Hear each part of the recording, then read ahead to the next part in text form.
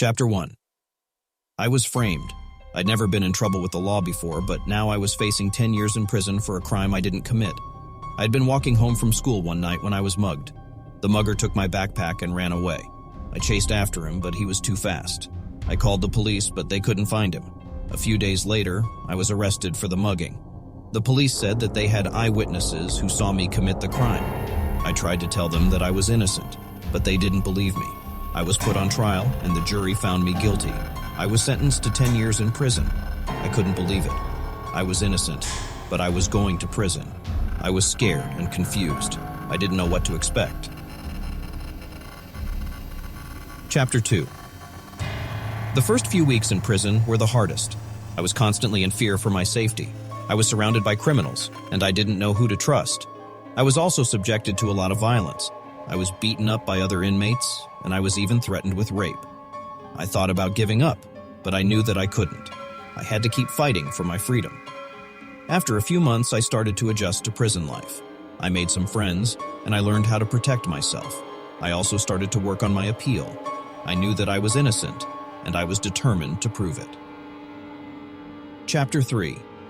After 2 years, my appeal was finally heard. The judge ruled in my favor, and I was released from prison. I was so happy to be free. I had finally gotten justice. But my experience in prison had changed me forever.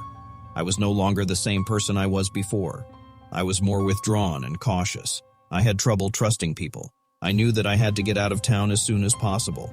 I didn't want to stay anywhere where the people who framed me could find me. I packed my things and left the prison in the middle of the night. I didn't know where I was going, but I didn't care. I just had to get away.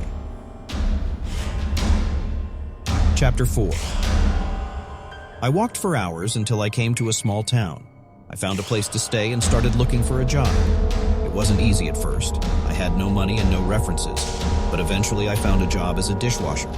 It wasn't much, but it was a start. I started saving up my money and planning for my future. I knew that I would never be able to forget what happened to me, but I was determined to move on with my life. Chapter 5. I was still not sure what the future held for me, but I wasn't going to let what happened to me define me. I was going to keep fighting for my freedom, and I was going to make the most of my second chance. But I knew that the people who framed me weren't going to let me go that easily. They had their own plans for me. They wanted to make sure that I paid for what I had done, even though I was innocent. They started following me. They watched my every move. They were always there, just out of sight. I knew that I was in danger, but I didn't know what to do. I was afraid to go to the police.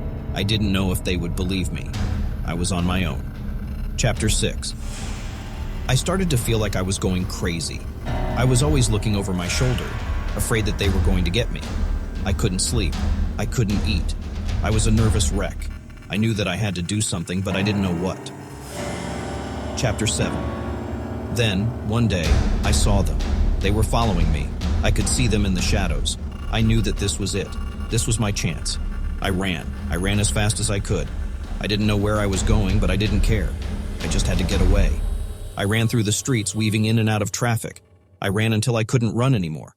I collapsed on the ground, gasping for breath. I had escaped, but I knew that they would be back. I didn't know who they were, but I knew that they were dangerous. They had framed me for a crime I didn't commit, and they had been following me ever since. I had to find a way to stop them. I had to find a way to clear my name.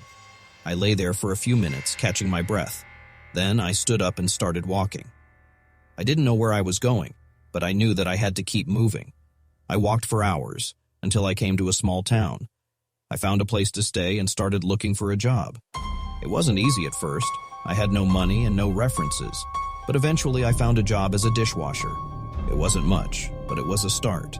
I started saving up my money and planning for my future. I knew that I would never be able to forget what happened to me, but I was determined to move on with my life. But I couldn't shake the feeling that they were still out there. I was always looking over my shoulder, afraid that they were going to find me.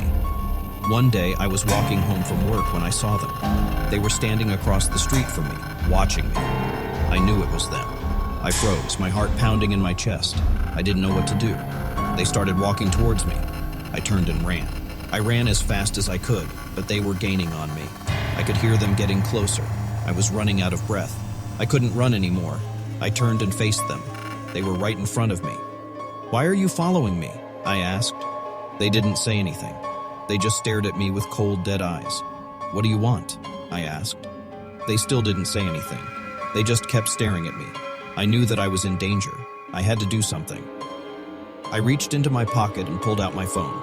I was going to call the police, but before I could dial, one of them grabbed my arm. "Don't even think about it," he said. I tried to pull away, but he was too strong. "Let me go," I screamed. "Not until you pay for what you did," he said. "I didn't do anything," I said. "We know you did," he said. "We have the evidence." "That's a lie," I said. "It's not a lie," he said. "And you're going to pay for it." He raised his hand, and I knew that he was going to hit me. I closed my eyes and braced myself for the impact, but the impact never came.